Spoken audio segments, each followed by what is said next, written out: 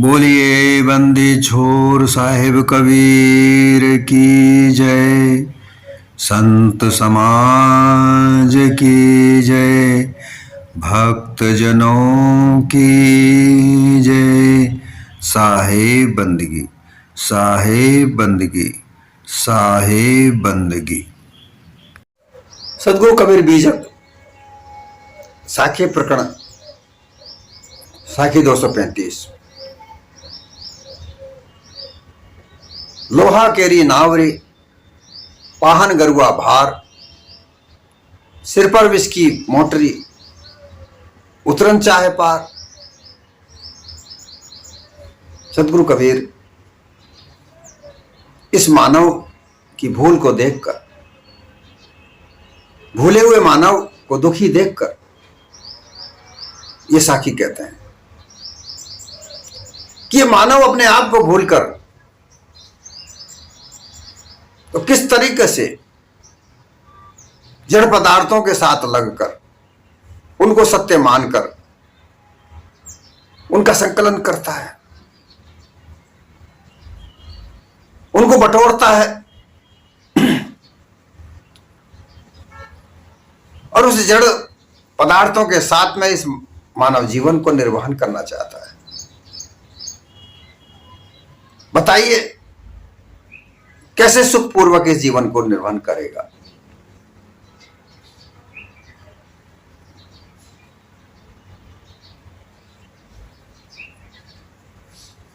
सारी जड़ पदार्थों को लेकर के उनको अपने जीवन में शामिल करके और अपने जीवन को सुखपूर्वक जीने की चाह एक अनुमान ही तो है, कल्पना ही तो है। इस कल्पना में रह करके मानव जागृत अवस्था में सपने देखता है, उन सपनों को पूर्ति करना चाहता है, साकार करना चाहता है। बताइए कैसे साकार होंगे?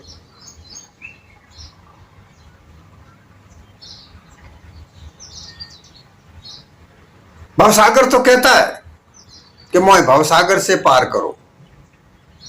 इस भवसागर रूपी सागर को पार उतरने के लिए लोहे की नाव बनाई है, उसमें पत्थर का भार भर दिया। जो पत्थर तो गरुआ अर्थात वो हमेशा मिट्टी में पानी में गला रहता है, डूबा रहता है, पानी में हमेशा पत्थर डूबता है, कभी तरा नहीं, ना कभी तरा ना कभी तरेगा। पत्थर की प्रकृति है पानी में डूब कर रहना, तो कैसे तरेगा? और फिर सिर पर अनुमान कल्पना की विभिन्न प्रकार की वाणियों का भार, विष का भार। अमृत वह है जो अमृत कर दे, अर्थात अविनाशी, अमर अविनाशी जो जीव का स्वरूप है उसको दर्शा दे।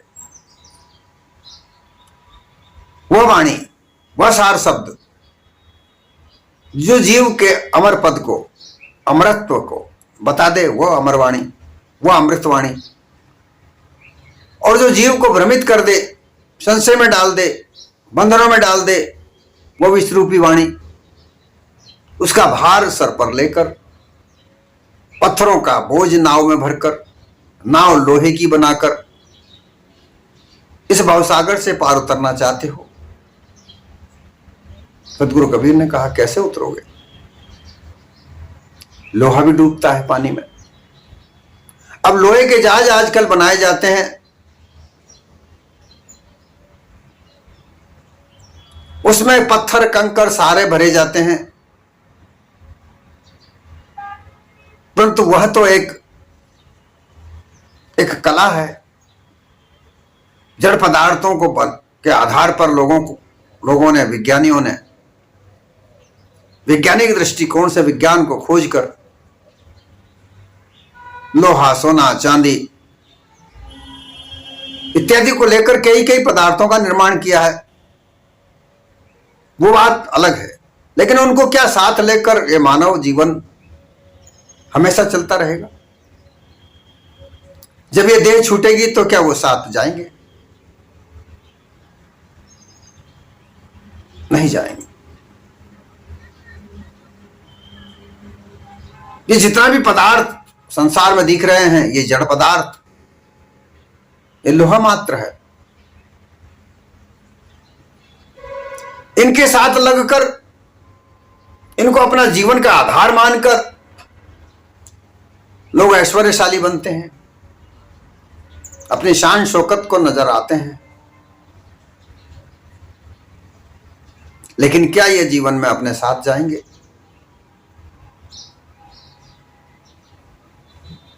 ये कभी सोचते ही नहीं। ये जहां का तहां जहां रहेगा और एक दिन ये देह हमारी छूट जाएगी।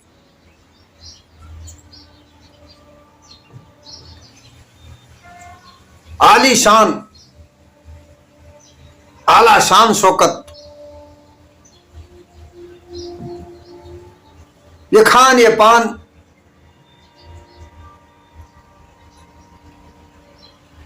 ये सारा का सारा संसार में जो निर्माण किया है और जो लोग संकलन करते हैं धन से, धन कमाते हैं अत्याचार करके, दुराचार करके, व्यभिचार करके, अन्याय करके, पाप करके, हत्या करके, छल कपट पाखंड करके, उससे खूब सारा धन कमाते हैं और उस धन से ये सारे शान और शौकत की वस्तुओं का निर्माण करते हैं, बनाते हैं और संकलन करते हैं। ये सब चीजें यहीं के यहीं रह जाएंगी, यहीं छूट जाएंगी, ये कभी साथ नहीं जाएंगी।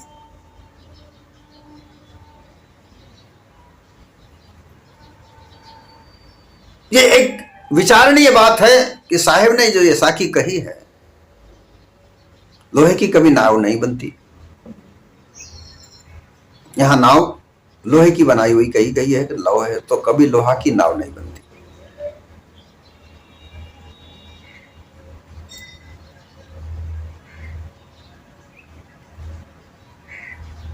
उसमें पत्थर भरे नहीं जाते।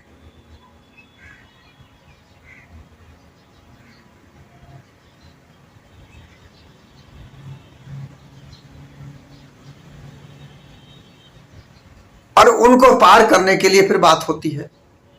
मानव जीवन में हम देखें कि ये मानव जीवन किस तरह से अपने भूल के साथ में जीता है, किस तरीके से साथ अपने ये जीवन को जीता है। झूठ के साथ, मिथ्या के साथ, मिथ्या मानिंदियों के साथ, अनुमान कल्पना के साथ जीते जी जागृत अवस्था में स्वप्न में दिख रहता है, सपने देखता है, उन सपनों को साकार करना चाहता है और उस साकार करने के लिए उसे छल कपट पाखंड, धोखाधड़ी, पाप पुण्य का कोई विचार नहीं,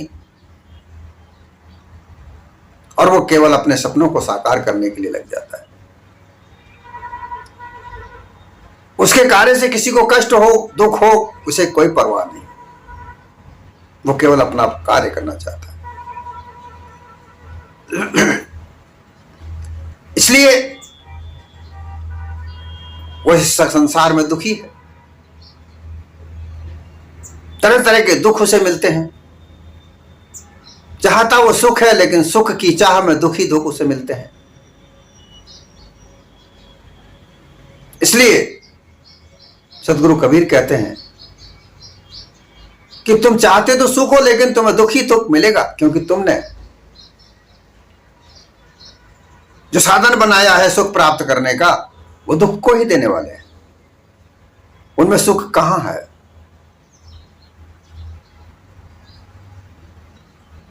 कहां है उनमें सुख? क्योंकि तुमने अनुमान कल्पना से रोचक भयानक वाणियों का निर्माण किया। उन रोचक भयानक वाणियों का निर्माण करके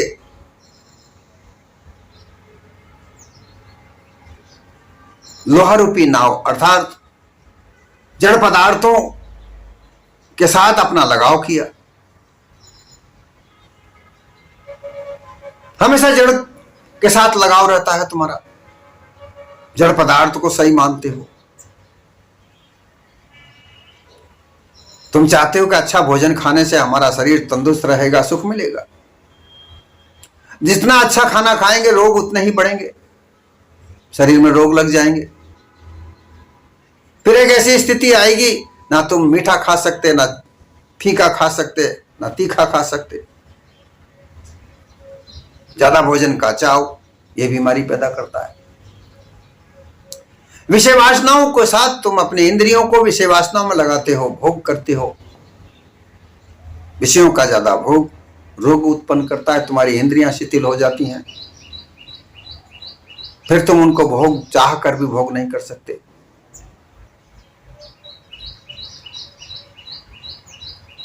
तो जो स्थितियां बनाते हो तुम ही तो बनाते हो। ऐसी स्थितियों को बना करके तुम संसार में सुख देखना चाहते हो, सुख प्राप्त करना चाहते हो।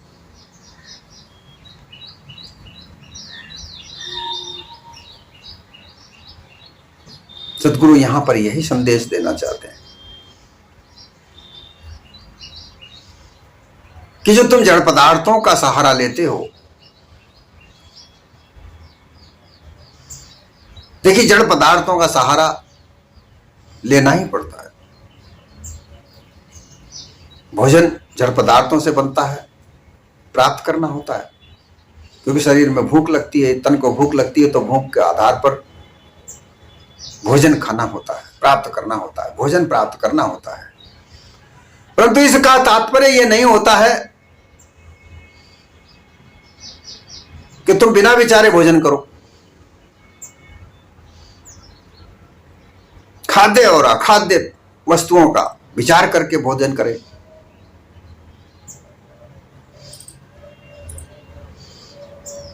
खाद्य पदार्थ, पेय पदार्थ, चोष्य पदार्थ जो चूसे जाते हैं, पिए जाते हैं, खाए जाते हैं, इन पदार्थों से भोजन बनता है।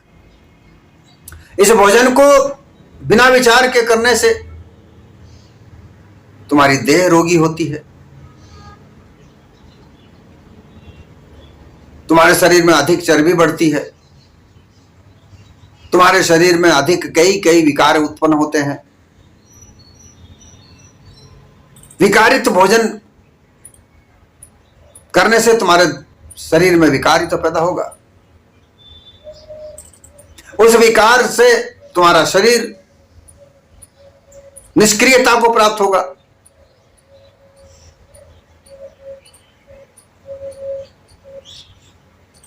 तुम्हारे शरीर में जो सक्रियता रहेगी वो निष्क्रियता में बदल जाएगी। तुम्हारा वजन भारी हो जाएगा, शरीर में चर्बी बढ़ जाएगी, मोटे हो जाओगे, तोंद बाहर निकल कर आ जाएगी, आंखें अंधी हो जाएंगी, कान बहरे हो जाएंगे। तो जो कार्य तुम करना चाहते हो संसार में शरीर के द्वारा, वो तुम नहीं कर पाओगे।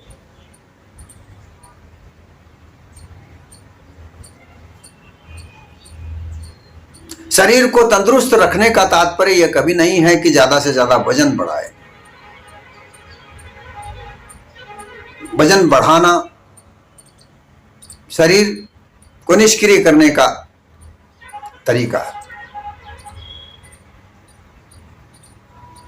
आजकल एक अलग फैशन चला है जो शरीर को कई तरह से बनाते हैं।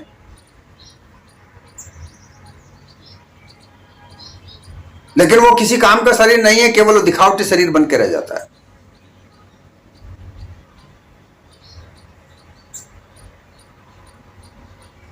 अब वो दिखा दिखा के पैसा कमाते हैं, वो अपने शरीर का प्रदर्शन करके पैसा कमाते हैं, और उनका जो पैसा आता है वो उसी कार्य में लगता है कि वो शरीर को ज्यादा से ज्यादा फुलाते हैं। कई तकनीकी आजकल है शरीर को फुलाने की। उस तकनीक से वो शरीर को फुलाते हैं, अपने आप को दिखाते हैं मेरा शरीर ऐसा है, उससे उनको पैसा मिलता है। परंतु क्या उससे उनको मोक्ष प्राप्त होती है, मुक्ति प्राप्त होती है? फिर अंतिम दिनों में जब वो शरीर कई तरह के रोग से ग्रसित हो जाता है तो फिर किसी कार्य के नहीं रहते। वो उनका प्रदर्शन रोग का कारण बनता है। अंत समय में दुखी होकर बिस्तर पर पड़े रहते हैं, जहां उनका कोई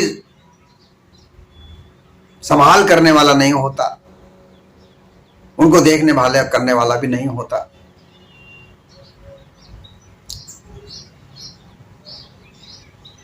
वाणियों के रचयिता, कई प्रकार के वाणियों के रचयिता, गीतकार, गद्य पद्य लिखने वाले लोग,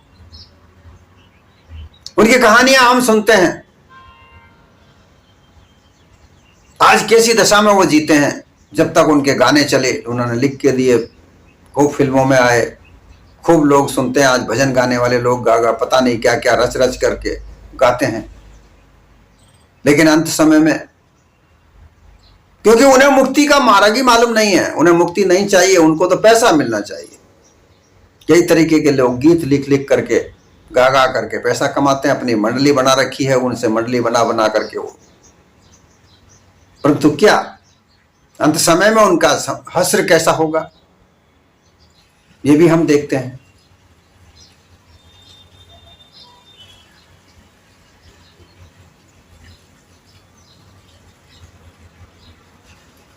ऐसा कहा जाता है, ऐसा माना जाता और देखा भी जाता है। मुंशी प्रेमचंद जी ने कई उपन्यास लिखे, लेकिन वो उनके जीवन में कभी सुखी नहीं रहे।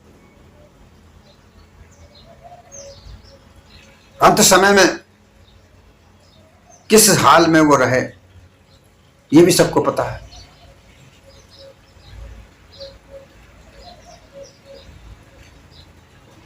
परंतु उनके लड़के को, उनके मुंशी प्रेमचंद जी की कहानियों की पुस्तक, उनके उपन्यासों के जो रॉयल्टी मिलती है, उससे वो खूब सारा धन कमा रहा है। परंतु उसका भी अंतिम हश्र कैसा होगा, ये कोई पता नहीं। अर्थात धन कमाकर, जड़ पदार्थों का संग्रह करके, ऐश्वर्यशाली जीवन बना करके हम मोक्ष तो प्राप्त कर ही नहीं सकते, बंधनों में ही बंधे रहेंगे। और जब शरीर त्यागने का समय आएगा तो परेशान होंगे, दुखी होंगे। ये ऐश्वर्यशाली सामान, ये धन संपदा जीवन में कभी कम नहीं होगा, ये कभी हमें सुख नहीं दे सकेगा।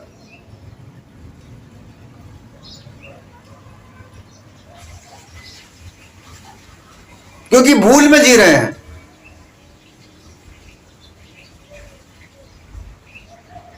हमारी भूल क्या है कि इस संसार के जड़ पदार्थों को हम अपना सहारा मानते हैं।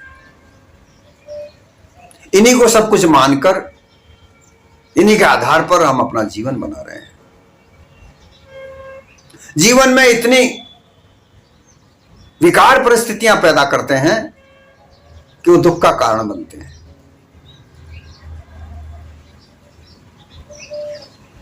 और इस दुख के कारण को ना समझकर, भूल है, उस दुख का कारण तो समझते नहीं है, जानते नहीं है, परखते नहीं है, और फिर जाते हैं किसी गुरुआ प्रपंची के पास में उसका निराकरण करने, किसी पंडित के पास ज्योतिष दिखाने, किसी तांत्रिक के पास में तंत्र विद्या कराने, किसी योगी के पास में और दूसरी सलाह लेने, ज्ञानी भक्त योगियों के पास भटकते हैं उस दुख का निराकरण करने के लिए, लेकिन निराकरण नहीं होता।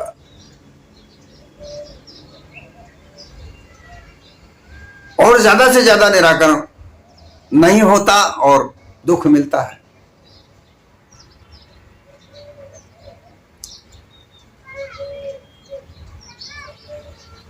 क्योंकि सिर पर हमने विष की पोटरी जो भर रखी है, धरे सिर पाप की मटकी, मेरे गुरुदेव ने झटकी। पाप का घड़ा हमारे सिर पर धरा हुआ है, हम तो पाप कर रहे हैं। क्योंकि ऐश्वर्यशाली होने के लिए हमें कहीं ना कहीं छल कपट धोखाधड़ी करनी होगी। लोग करते हैं, ज्यादा से ज्यादा ऐश्वर्यशाली बनने के लिए, अपने जीवन स्तर को ऊंचा सा ऊंचा बनाने के लिए खूब धन कमाते हैं। क्योंकि जो भी साधु सामान इकट्ठा होता है, ऐश्वर्यशाली सामान इकट्ठा जो होता है, वो धन से इकट्ठा होता है।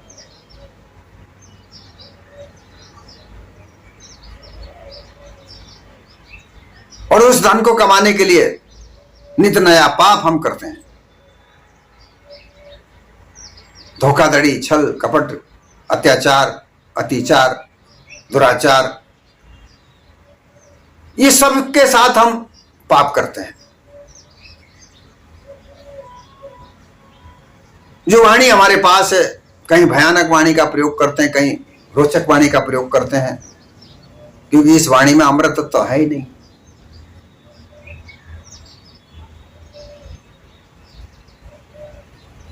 इसमें तो मृतता है। अमृतवाणी वह वाणी है जिससे चारों तरफ सुख ही सुख प्राप्त होता है। परंतु व्यवसायी लोग अपने व्यवसाय के लिए कई तरह के झूठ बोलते हैं। कहते झूठ बोले बगैर तो व्यवसाय चलता ही नहीं।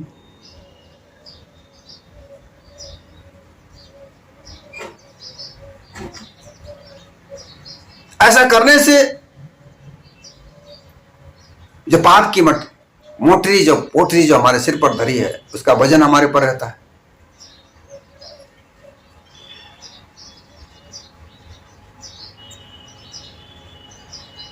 जड़ पदार्थों की नाव, जो सहारा, जो जीवन का सहारा हमने बना रखा है, वो जड़ पदार्थों का सहारा है। उनके बगैर तो हमारा जीवन चलता ही नहीं।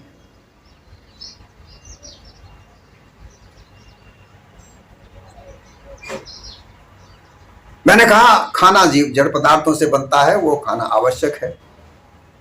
मकान भी आवश्यक है, जड़ पदार्थों से ही बनता है, पत्थरों से बनता है। कपड़ा भी जड़ पदार्थों से बनता है। रोटी कपड़ा मकान की आवश्यकता अवश्य है, जरूरी है। लेकिन ये साधारण तरीके से बनाया जाए, सहज रूप से बनाया जाए, कोई बुराई नहीं है। क्योंकि इसमें तुम्हारा विवेक कार्य करेगा।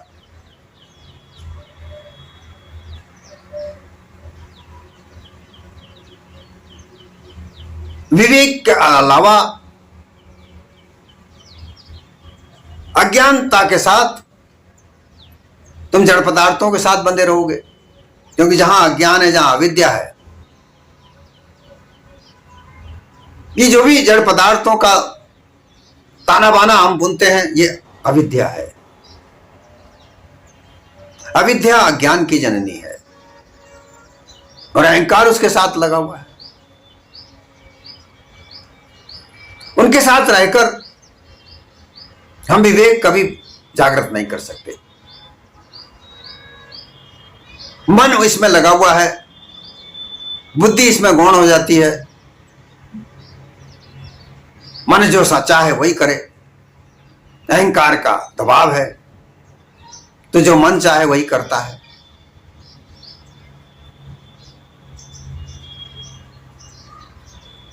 मन की मान्यताएं,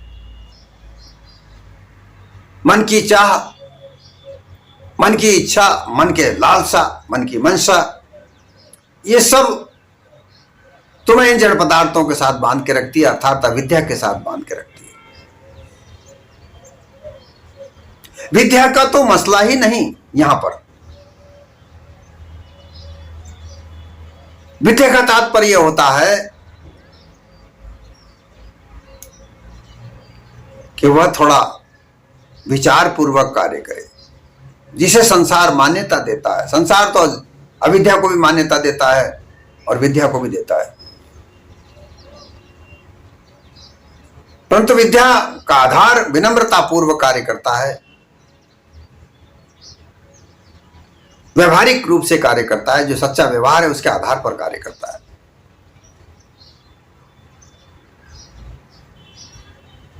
उसमें मानवता का आधार थोड़ा होता है, हालांकि वो होता स्वार्थी है, उसमें स्वार्थ छुपा हुआ होता है, और स्वार्थ की प्रगाढ़ता ही अविद्या की ओर जाती है।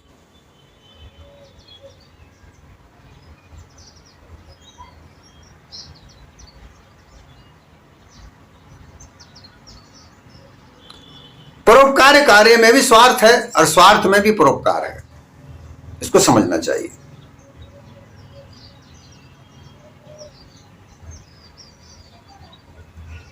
एक व्यक्ति अपने परिवार के लिए धन कमाने का साधन करता है, वह व्यवसाय करता है, वह व्यवसाय से धन कमाता है और अपने परिवार का पालन पोषण करता है। अब उसके परिवार में उसकी स्त्री है, बच्चे हैं, माता पिता हैं, उसके इष्ट मित्र रिश्तेदार हैं, वो उनकी सबकी आवाभगत सेवा उस ढंग से करता है, और इसलिए करता है कि वो समझता है कि ये मेरा कर्तव्य है। अपना कर्तव्य समझकर वो कार्य करता है, और यह भी ध्यान रखता है कि मैं जो व्यवसाय कर रहा हूं, इस व्यवसाय से किसी का कष्ट ना हो जाए। वो छल कपट पाखंड से रहित अपना व्यवसाय करता है। वो किसी को धोखा नहीं देता, छल कपट झूठ नहीं बोलता, चाहे उसको कम धन प्राप्त हो रहा है, लेकिन उसका परिवार का भरण पोषण वो अच्छी तरह कर पा रहा है। ये स्वार्थ में परोपकार है।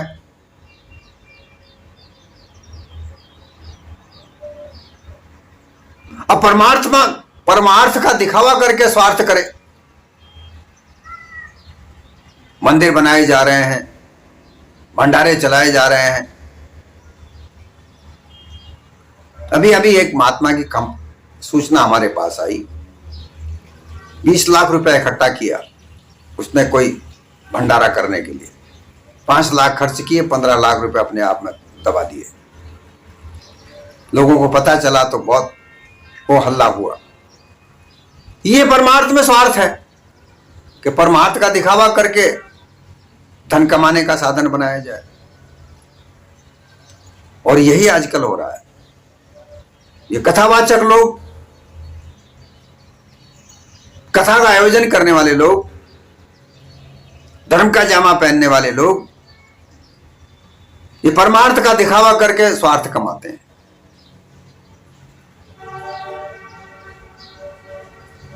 तो कैसे पार उतरेंगे? अर्थात ये जीवन कैसे सार्थक होगा?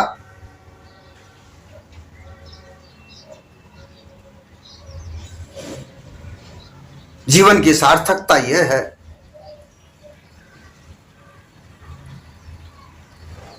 कि जीवन में रहते हुए अपने आप को जान जाओ, अपने आप की परख कर लो, जान जाओ, समझ जाओ। तुम्हारे अलावा सब मिथ्या है, सत्य तो तुम, सत्य सनातन तुम, इसे जान जाओ। जब तुम इसे जान जाओगे तो फिर तुम्हें सारी वस्तुओं का सार सामने आ जाएगा। और जब तक तुम ये नहीं कर सकते तब तक तुम जड़ाध्यास के साथ बंधे रहोगे, और जड़ाध्यास तुम्हें हमेशा आवागमन के चक्रव्यूह में डालेगा, जन्म मरण के बंधनों में डालेगा।